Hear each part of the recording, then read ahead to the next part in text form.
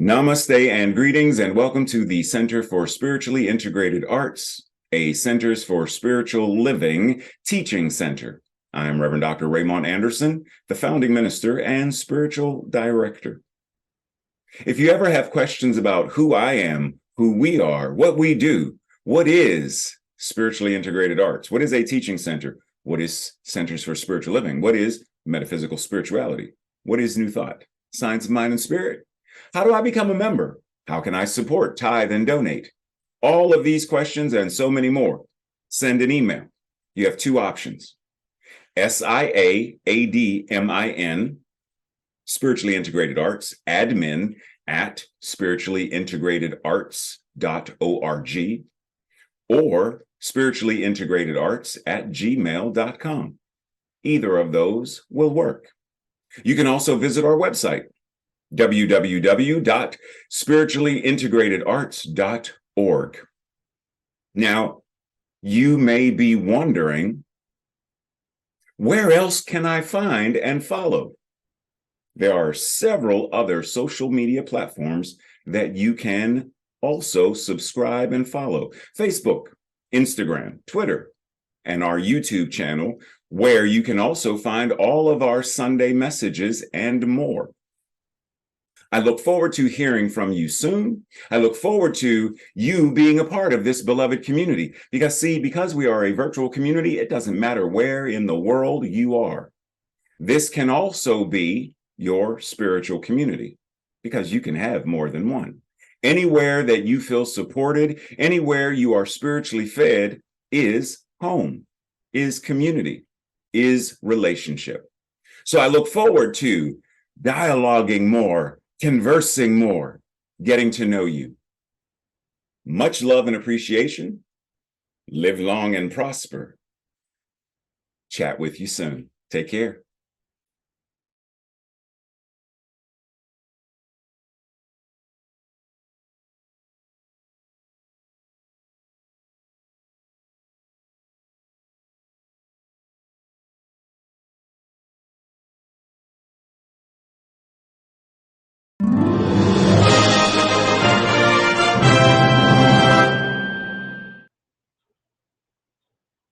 Namaste and greetings. Do not forget, June 25th is our gathering on Zoom after the Sunday message for our time of fellowship, conversation, camaraderie, getting to meet folks. If you do not already have the link to join the fellowship hall, send an email to either of the emails listed below, and the link will be sent to you. Now, it's important to keep these two email addresses, because they will also be the email addresses that you use to join either the Wednesday night Science of Mind and Spirit discussion group or the Thursday night study group.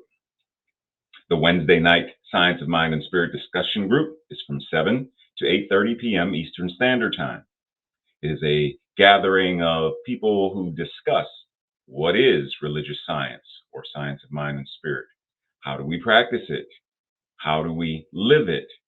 As Dr. Holmes encouraged during his Sermon by the Sea at Asilomar. The Thursday night gathering, currently 7:30 to 8:30. However, that time will change on July 6th. Also, 7 to 8:30 will be the new time. This group discusses the questions that I give at the end of every Sunday message. Now, if this is your first time, then you'll see what questions I'm referring to. If you've been with me for any length of time, then you know that after the message, after the affirmation declaration, there's a series of questions that you can either do on your own as spiritual practice, or you can gather in community on Thursday night and discuss and share and grow together. The Wednesday night gathering is facilitated by myself, Reverend Dr. Raymond Anderson, and the Thursday night group is facilitated by Miss Tracy Rhymes. Now, if we are ready, continuing with the theme of the month, embracing self-care. Today specifically, we are talking about pleasure. Pleasure is a pleasant feeling or emotion of contentment felt deep within because of an event that somehow builds quote unquote positive feelings. It is the opposite of grief and sadness. A wave of calmness washes over the body when it is felt, keeping the body and mind in a peaceful state. Pleasure is imperative in every self care process because it is the summarized feeling of self care. Every act of self care aims to improve the emotions and feelings that you experience.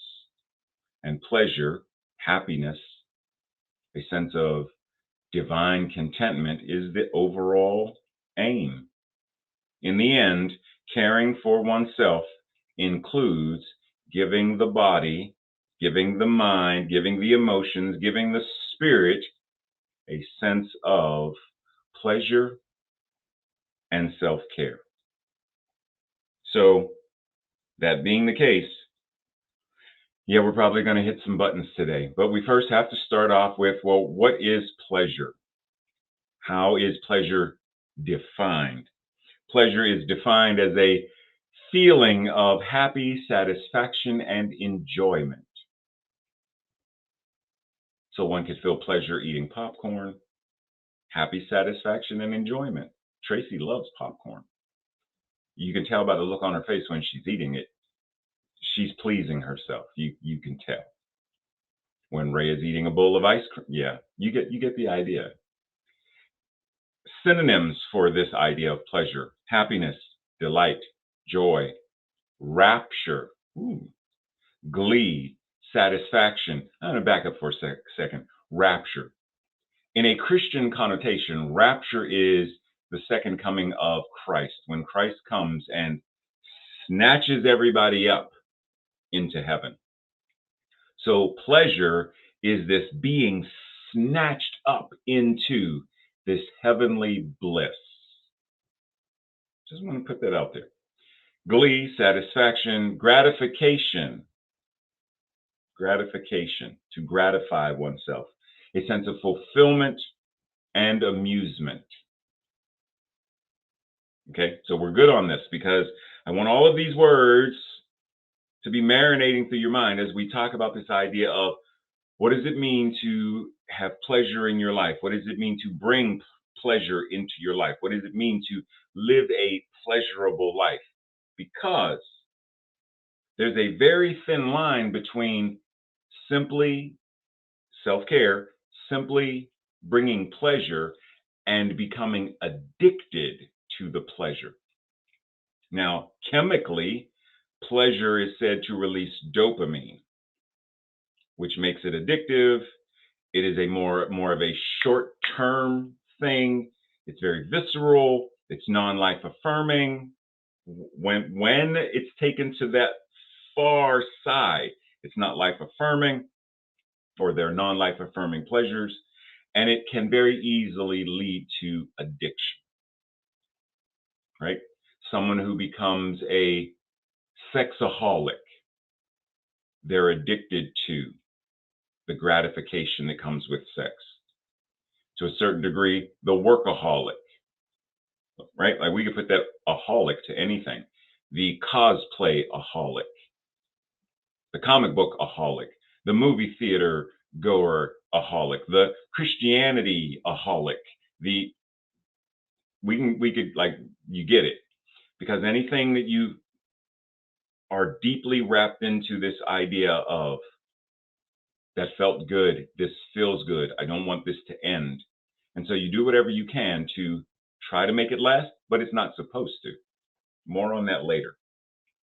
Whereas pleasure that is more happiness oriented is said to release serotonin, which is non addictive, it is more long term, it's more ethereal, it's more based on giving and sharing, where the other one is based on taking. I want to take this from, versus giving and sharing. It gives you a feeling or sensation of this is enough, enoughness. Now, however, because there's always this balance. Too little happiness or too little serotonin typically leads one to depression. So finding the balance between life affirming pleasure and happiness, that's the goal. Breathe. Dr. Holmes says energy must find an outlet. We know this. We know it when it comes to the teapot. That's whistling. The boiling water, the steam, it must find an outlet. We know this when we put popcorn into the popcorn maker or into the hot oil, that the moisture in the kernel must find an outlet. It must expand. So it explodes and becomes, instead of the hard kernel, this puffy white delicacy that Tracy so loves. Energy must find an outlet. Water going through the hose, but if you crimp the hose and the water can no longer escape, what's going to happen? It's going to build up somewhere and it's going to create an outlet. But what about the energy within you? What about the energy of love within you? What about the energy of depression within you? What about the energy of frustration within you? What is the outlet? What do you do to ensure that the energy is flowing, always moving, rather than being stuck and stagnant? Energy must have an outlet. Adrienne Marie Brown says, there is no way to repress pleasure and expect liberation, satisfaction, or joy. You can't repress this. You can't suppress this and somehow expect liberation, satisfaction, and joy to occur. It's not possible. You can't suppress or deny who you truly are as a divine incarnation of God and expect to live your best life out loud, boldly, joyfully. You can't. You're denying your essence. You're denying the truth about yourself. So you can't. It's the same as, and we do our best because it's not always safe to come out of the closet. But the LGBTQ person that, for safety reasons, such as what's going on in Uganda right now, for safety reasons where being LGBTQ could result in the death penalty, for safety reasons, it is best to stay closeted. And yet, for as long as that person is forced to repress pleasure, they cannot expect also to receive, to live liberation, satisfaction, and joy. All the more reason why we, who understand our privilege, wherever it is that we are, have something to do regarding helping others who currently are being repressed. You cannot live your best life by denying your best self. You cannot live the life of the divine while denying or repressing your divinity. Liberation, satisfaction, and joy will not be yours if you repress or suppress your truth. Dr. Holmes says, anyone wishing to develop a pleasant personality must first become pleasant and think comforting thoughts. Ready for the remix? Anyone wishing to develop a pleasant personality must first become pleasant in their mental equivalent. It's not just your thinking. Be pleasant in your thinking, be pleasant in your words, be pleasant in your emotions, be pleasant in your actions. Be it. And your personality will be it. It'll be a resonant match. So don't just think it, because you can be thinking happy thoughts all you want. You can say all the affirmations you want. Think about the number of Christians who on a regular basis, yes, Jesus loves me. Yes, Jesus loves me. They sing. He's got the whole world in his hands. He's got the whole wide world in his hands. He's got the little bitty baby. He's got the whole. They sing all these songs about love and unity on Sunday. And then, real quick, we'll turn around and say some of the most abhorrent, vile things to LGBTQ people, to anyone who they deem as woke. Some of the things that Pat Robertson, who recently made his transition, some of the things he said were extremely, extremely vile. And yet he's a Christian, one who supposedly follows the lessons and the teaching of the way of life of Yeshua, Jesus the Christ, who said, love thy neighbor as yourself. Love God with your entire being. Be ye therefore perfect as your Father in heaven is perfect. Be it.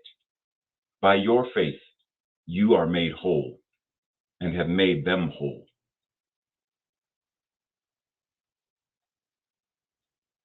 Breathe, because we have to get off this false notion of twiddling our metaphysical thumbs and not taking accountability and responsibility for what is ours to do to be of good, beneficial presence to the world. Slight sidebar. Who inspires happiness in you? Can you bring to mind right now 3 people that as soon as you think of them and the fun you have with them, current people, not people in the past who are like, yeah, when I was 10, but if that person's not in your life right now or something happened, whatever, like think of people who are currently in your life that just hearing their voice makes you smile, or just thinking about them brings joy into. Who inspires happiness in you? And then what is it about them that does this? Because it's not really them, it's you. You have to have the happiness within you. And what they are doing is bringing their energy to. Energy must have an outlet. They are bringing something to you, calling that energy forth. Come on, come on, shine. Come on, sing. Come on, dance. That's what they're doing. But it's in you. So who does that for you? What does that for you? So going to the movie isn't a who, it's a what. And going to the movies does that for me. Going to see a play, theater, does that for me. You know, books do that for me. Some books, not all books, some books do that for me. What does that for you? A nice warm cup of tea or coffee or cafe latte mate mocha cappuccino, frappuccino, frappa mocha latte. I don't know. But what does that for you currently? Is there a bike? Is there a car ride? Is there a park? Is there a particular someplace that you love to go because just being there in the vortex of the energy of that location? Because I love New York, New York. Like New York does that for me. Is there something? What does it for you? Because the goal is to bring more of the who and more of the what into your life consciously, purposefully. Dr. Holmes says, irritation, vexation is my boy, is not how he said it. Irritation, vexation, confusion. I have to read it that way because it says vexation, makes me think Shakespeare. Anyhow, irritation, vexation, and confusion go hand in hand to rob a people of their birthright to peace. comfort, and unity. Okay, I hear you. I hear you. Ready for the remix? Chronic and unaddressed irritation, chronic and unaddressed vexation, chronic and unaddressed confusion can and normally will rob a person of their divine birthright, which is peace, comfort, and unity. That is why we are invited to use the irritation, the vexation, and the confusion as a signpost showing us, indicating to us that whatever this is, it needs to be addressed. Whatever this is, I need to bring principle to it. I need to bring a spiritual practice to it. I need to find a therapist. I need to call a friend. It needs to be addressed. Because if I repress it or suppress it, if I deny it without addressing it, it will become chronic. And contrary to popular belief, ignorance is not bliss. It's not. It is far better to know what is going on within your body, within your heart, within your mind, within your spirit, within your soul, within your entire being, so that you can live your best life. The more you know. Ding, ding, ding. Whatever. Tracy, how's the music go? No, she's upstairs watching. The more you know. Ding, ding, ding. You know what I'm talking about. It's more life affirming to know, so that you can address it, so that you can heal it, or be in the healing process of it. Excuse me. An amazing book, like amazing book, I think you should read. Go get it and read it this week. This brings pleasure to me. If you haven't read this book, if you're not familiar with the book, I highly recommend that you read it. It is life-changing. Now, the author, whose name I shared with you earlier, she says,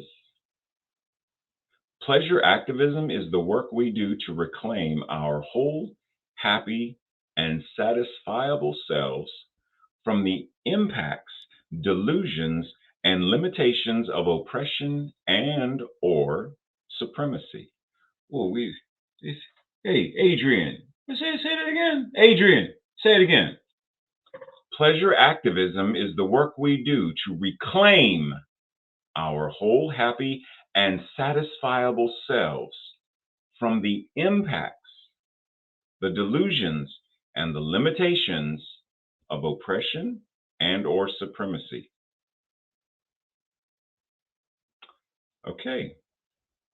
Now, what does that have to do with us right now? It has to do with what I said before, that we cannot simply make this about I feel good. I feel pleasure. What's happening in Uganda is what's happening in Uganda. It has nothing to do with me. What's happening in Korea, what's happening in China, what's happening in any part of the world has nothing to do with me. I'm happy. I'm right here where I am. I'm good. I'm God, right here where I am. That's privilege. It's because you have the privilege to be able to enjoy that level of comfort, to be able to ignore other folks' oppression and how supremacy is harming them. That's privilege. Privilege is what gives you the opportunity. Actually, we'll get to that in a second. I'm going to hold that for a moment. Simply be mindful. So for the purpose of right now, Adrian goes on to say, your no makes way for your yes. Boundaries create the container within which your yes is authentic. See, sometimes we say yes, and it's not an authentic yes. It's a reluctant yes. It's a begrudging yes. It's an obligatory yes. It's not an authentic or real yes. Being able to say no makes yes a choice. Let your no be no and your yes be yes. Be firm. You don't try to do everything to please people. Say no. I would love to do that on Saturday. I would love to do that on Friday. I would love to do that on Wednesday. But because of what's going on right now, I have to say no. For example, yesterday, Saturday, I was supposed to be the host for on the New Thought Media Network for the chapter of the Science of Mind textbook on the law of attraction, and also to talk about Juneteenth. And Reverend Robert Brzezinski reached out to, Ray, hey, what's up? How's your health going? Do you feel like you would be able to continue and, do the host thing for Saturday? And my first initial was going to be, yes, I can do it. Because I said yes, right? Months ago, I said yes. And yet, I had to be honest, based on how I'm feeling, which right here, right now, based upon how I'm feeling, this is actually a challenge. Now, I made sure to take a nice, healthy, long nap and rest to build up the strength to be able to sit here to do this.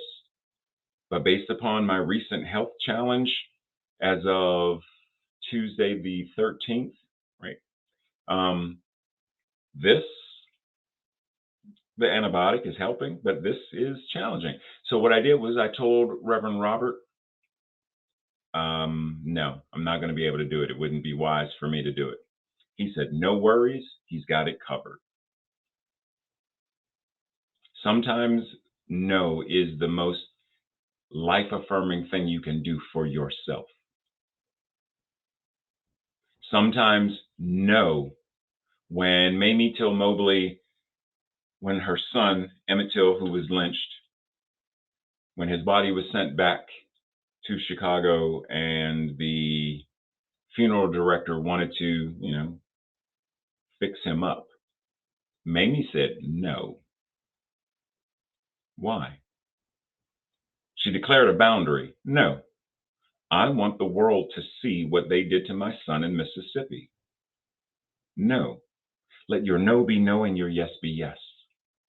Be very clear on the authenticity of your no and the authenticity of your yes.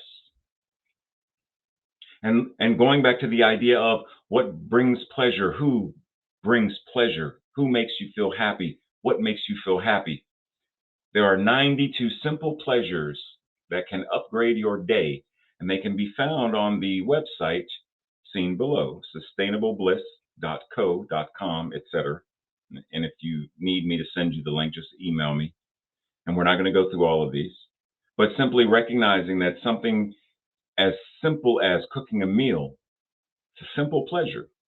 Listening to a podcast, sitting in the sun, stretching, cuddling with a loved one, simple acts of affection, sipping a warm drink, maybe talking to someone you like, someone you love on the phone, sending someone a letter, going for a drive, watching the sunrise or the sunset, all kinds of things that are simple pleasures that many of us deny ourselves. We are so busy being busy, being busy, being busy. We're doing and we're doing and we're doing and we're doing and we're doing and we're doing and we're doing and we're doing and we're doing till we're done. It's not living. So pause and step into the rich, blissful pool of pleasure. Not just dipping your toe in it, but step in, immerse yourself in whatever it is. Turn your phone off for 2 hours so that you can read a book if that's what you want to do. Tell a friend, can I hang out with you this afternoon? I would love to see you. See, we don't do many of these things because, well, what if they say no? What if they say no? They might be busy doing whatever. I mean, it could be anything. But what we do is we make their no personal. They told me no. They denied me. Stop making it always about you. Sometimes it is, but not always. Stop taking that. Come on, come on, come on. The agreements. Stop taking everything personally. Some things are, and you can try to depersonalize. That's fine. But some things are about us, about the things we did, and about us being held accountable. So, but when someone says no, they can't hang out. When someone says, Tracy during COVID, I don't even think now Tracy gives people outside of the house a hug. I think it's still an elbow. And some people, it's like COVID is over. You still doing the elbow? They take it personally, like, oh, that's just that's Tracy establishing a boundary that is for Tracy. It has nothing to do with you. That's her. It's her boundary. Respect it. Period. Moving on. Carl Horn says a cultural revolution against the notion that faster is always better. Microwave generation. Ding, ding, ding, and it's done. The slow philosophy is not about doing everything at a snail's pace, but it is about seeking to do everything at the right, the most life affirming speed, savoring the time, savoring the hours and the minutes rather than just counting them down, counting them by, doing everything as well as possibly can be done instead of doing it as fast as possibly can be done. Take your time and enjoy your life. Simple as that. Take your time and enjoy your conversation with your beloved. Take your time and enjoy the time with your puppy. Take your time and enjoy the book you're reading. Take your time. And yes, I know you may binge watch and you want to get to that season finale because so many people were talking about the season finale on Twitter and you really want to get to the end and find out what happened at the very end. Enjoy being in season 2, episode 2. But I've got 3 more seasons. Take your time and enjoy the nuances of season 2, episode 2. When you take your time, you notice character development. You notice themes may change, which then by the time you get to the season finale, you haven't just gotten to the season finale, you understand how you got to the season finale. It makes a huge difference. Take your time and enjoy your life. Brene Brown reminds us, I don't have to chase extraordinary moments in order to find happiness. These extraordinary moments are right in front of me if I am paying attention, if I am practicing gratitude. Are you paying attention? Are you practicing gratitude? Because the extraordinary is ever present. The divine is ever present. Love, joy, bliss is ever present. But are we paying attention to be able to call it forth, to practice gratitude, to change what can be changed regarding oppression, suppression, supremacy, etc.? Now, in the same way that we asked, who inspires, well, who depresses or oppresses you? So who inspires happiness in you? It's also important to know who depresses you, who oppresses you. When you are around them, you feel oppressed. You feel that the relationship is oppressive. You feel depressed by the conversation, by the energy of the conversation, the energy of the relationship, the energy of whatever it is. Who does that for you? Who calls that in? Same thing. What depresses you or oppresses you? Is it your job? Do you really feel great about your job? Or does it oppress you? Does your coursework, if you're in college, does it feel oppressive? Someone recently shared with me that they were working on getting their degree in as a counselor, as a therapist, psychotherapy, and that they had reached a point of, Ray, I am so tired of reading about all these old white male cisgender heterosexual white men who impacted and influenced the field of psychology. Where are the queer people like me? Where are these? They have to be that. Yeah, they do. But because of the way the system is set up, there are a lot of courses, a lot of textbooks, a lot of curricula that do not tell the full story. It's a one-sided story. So this person, their coursework, their classes, their degree program feels depressive, feels oppressive. So what does that for you? And in this whole process, as Max Ehrman says, be gentle with yourself. Simple as that. Be gentle with yourself. Wherever you are, be gentle with yourself. Whatever you're dealing with, be gentle with yourself. Whatever you're feeling, be gentle with yourself. Christian D. Larson says, promise yourself to think well of yourself and proclaim this fact to the world, not in loud words, but in great deeds.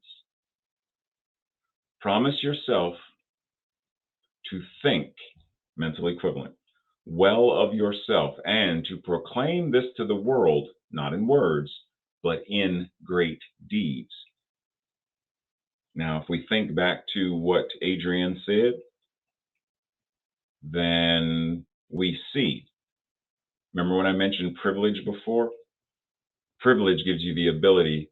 It's the same thing. It gave Mamie Till Mobley privilege, the safety of living in Chicago. She was existing in a certain level of privilege.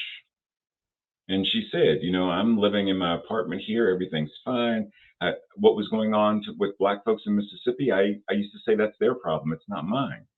That's privilege. In America, the United States of America, and we talk about other countries and it's privilege. It's privilege that gives us the ability to simply walk past a unhoused person and not even acknowledge that they're there. Now, yes, for some of us, it causes guilt and shame and a whole bunch of other things that we can't even, because Ray, if I look at them, then it reminds me how inept or incapable I am of helping them. They're going to ask me for money and I don't have money to give and I don't want to tell them no. Sometimes it is far more respectful to look them in the eye, to see them and simply say, I'm sorry, I don't have any money on me right now. Because at least you are seeing them. You are not denying their existence. Great deeds, not words. Great deeds, not words. Pleasure activism is the work we do to reclaim our. There is only one life, and that life is God. And that life is fill in the blank. And that life is my life now, and that life is your life now, and that life is the life of each of the unhoused people in these images right now. We do to reclaim our whole, happy, and satisfiable selves from the impacts, the delusions, and the limitations of oppression, a capitalistic system, and or supremacy, a capitalistic system that puts a very small percentage of the well-to-do wealthy, and then everybody else is scrambling to make ends meet. And for many people, missing one paycheck could be the difference between living in an apartment and now I'm on the street. What is ours to do about that? And this has nothing to do with politics. This is about human rights. Do we not, if we are going to say God is all there is, then, and I really don't want to hear that law of attraction nonsensical about, well, there's something in their consciousness that's metaphysical malpractice. To blame them for their circumstances is metaphysical malpractice. And even if we were going to go there, then I would then say, so if what's in their consciousness put them there, what's in your consciousness that is helping keep them there? If I OD on Oxycontin, I put it into my body, I put the cocaine in my body. I put the heroin in my body and passed out. I did that. And I'm rushed to the ER.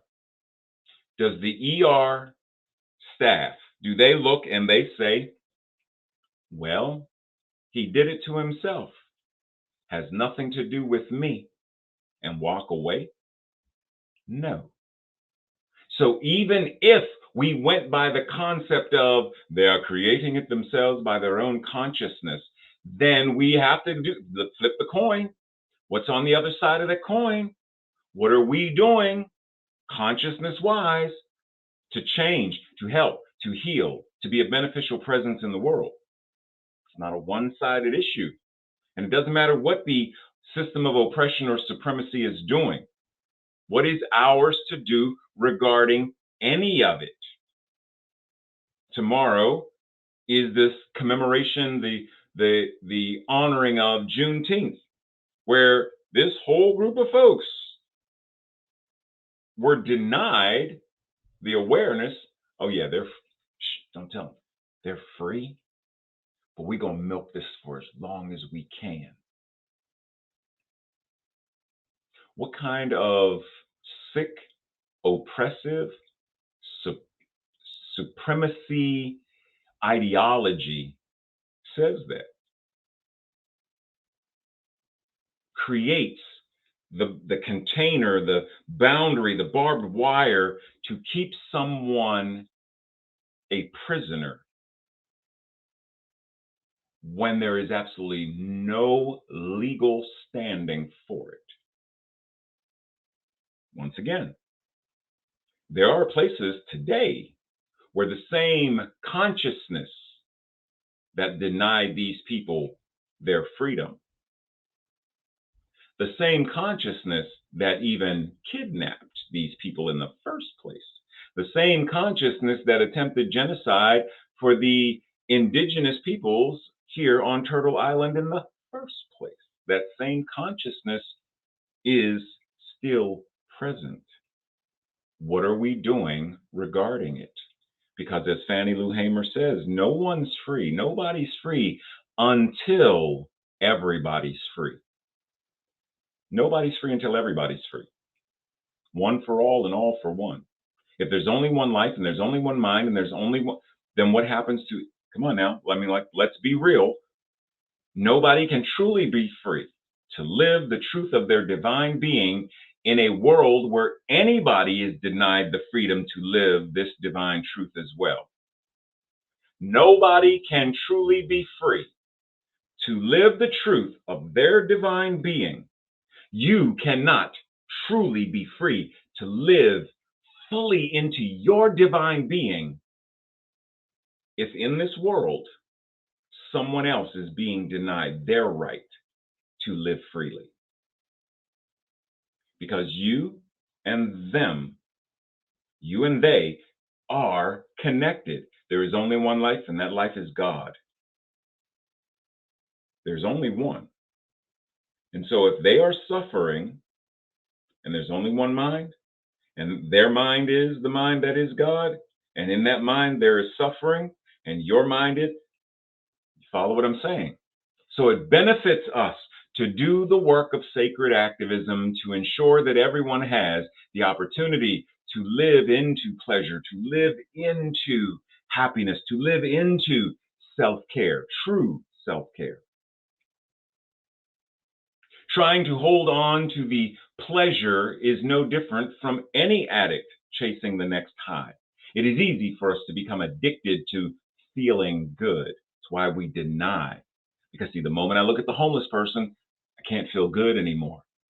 The moment I address the number of LGBTQ people being hurt, harmed, killed, I can't feel good anymore. So it's easier for me to feel good in my safe little privileged bubble by ignoring. It is easy for us to become addicted to feeling good, especially when there is so much for which we can feel not so good. Orgasms are not meant to be maintained.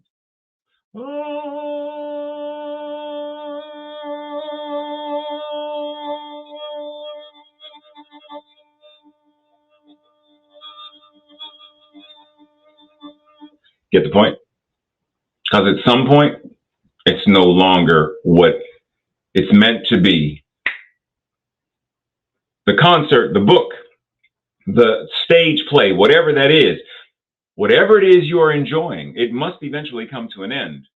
That delicious meal that you are eating must eventually be completed so it can be digested, so it can be eliminated, so it can nourish your body, and then you do it again sometime later. But it must come to an end. The sunrise that we saw on in our 92 simple acts of enjoying a sunrise. Well, the sunrise first, it's not yet there, it's not yet there, it's not yet there. Oh, now it's there. Oh, I love the sunrise. Well, it has risen. So now I've got to wait till the setting up. It's not meant to be like, hi, I'm going to just hang out here for the next 3 days. It's not meant to just linger. The true goal is to find a healthy balance with what feels good in ways that are life affirming. Finding the balance between the pleasure, the happiness, the rapture, the bliss, and the reality of life. Pleasure, the acronym. Purposeful living embraces all situations, undergoes righteous, righteous, the act of being rightly, life affirmingly, steeped in principle. Okay, that's what it means by righteous. Purposeful living embraces all situations and undergoes righteous evolution. So embrace it, transform it. This is alchemy. Embrace it, transform it, transcend it, transmute it, transmogrify it. Breathe and be who you are meant to be. And who are you meant to be? Exactly who you are, what you are. This week's affirmation declaration, I, as always, will say it first, then you can, if it resonates with you, say it with me on the second go round. I enjoy my life and I am in joy in my life. Together. I enjoy my life and I am in joy in my life. And so it is. This week's questions. Remember those questions I mentioned at the beginning? What pleasurable activities do you engage in daily? How is pleasure important in the act of self-care for you? How do you ensure that a self-care procedure is pleasing and not simply another thing to do on your to-do list? Can unpleasing and pleasing thoughts, feelings exist at the same time in my mind and my body? What can I do to install pleasure as a default setting to be experienced on autopilot? Remember that Brene Brown quote? See, when we have set up our lives in a way where we pay attention, where we are grateful, we don't have to go out and seek.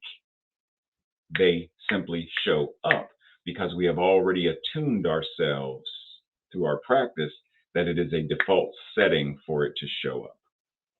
Number 6, read the following quote. We need racial honesty, learning to speak from our root systems about how we feel and what we want. Speak our needs and listen to others' needs. To say, I need to hear that you miss me. When you're high all the time, it's hard for me to feel your presence. I lied. The way you talk to that man made me feel unseen. Your jealousy makes me feel like an object and not a partner. The result of this kind of speech is that our lives begin to align with our longings, our desires, and our lives become a building block for authentic community and ultimately a society, a world that works for all, that is built around true need and real people, not fake news and bullshit norms. Care of Adrienne Marie Brown. Now, having read the quote, where in your life are you invited to invoke radical honesty? Where or with whom might you be scared or hesitant to invoke it, and why? And lastly, what is the connection between your self care, your radical honesty, and your pleasure? How are these three things connected? And then we close with prayer.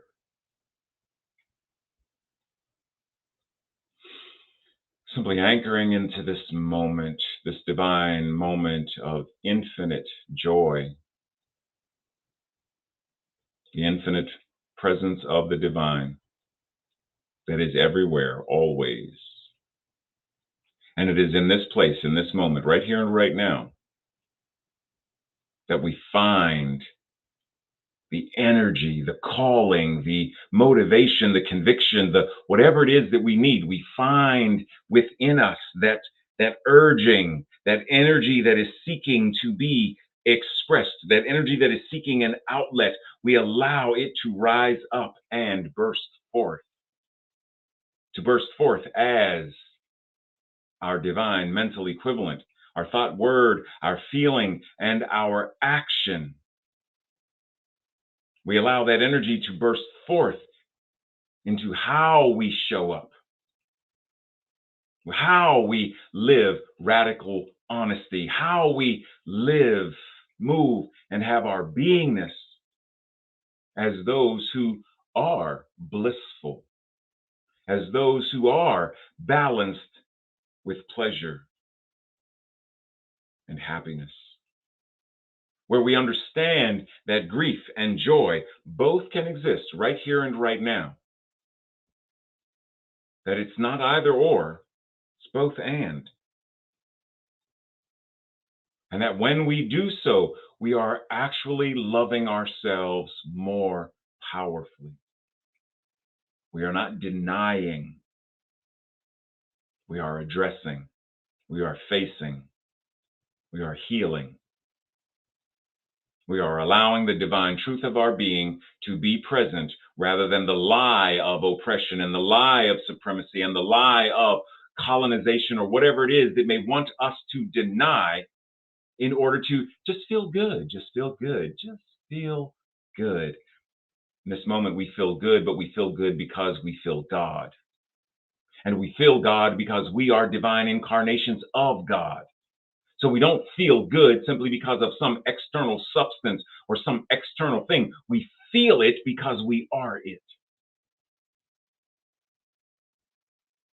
And so committing right here and right now to be exactly that, knowing that the law says yes, to be exactly that. And the law says yes, to be that. And the law says yes. So this week we live as answered prayer, bliss, answered prayer, happiness, answered prayer, pleasure activism, answered prayer, being a 21st century New Thought Good Samaritan, answered prayer, creating, manifesting more of the energy to create a world that works for all. The law says yes. It's all ready, right here and right now. So I breathe, knowing that it is already answered prayer. I breathe with gratitude, knowing that everyone who is watching now or watching whenever this recording is playing for them in their homes or on their phones or on their computers or wherever that is, that space right here and right now is hallowed ground, not because I'm talking, not because they're watching this, but because they remember who and what they are. And in that remembering, they know I am good because I am God. I am great because I am that which is infinite greatness itself, incarnating as me. And my word creates. My mental equivalent creates. And so right now I align it with these words, and they are answered prayer. breathe. And so it is. Much love and appreciation. Namaste. I'm going to get back in bed.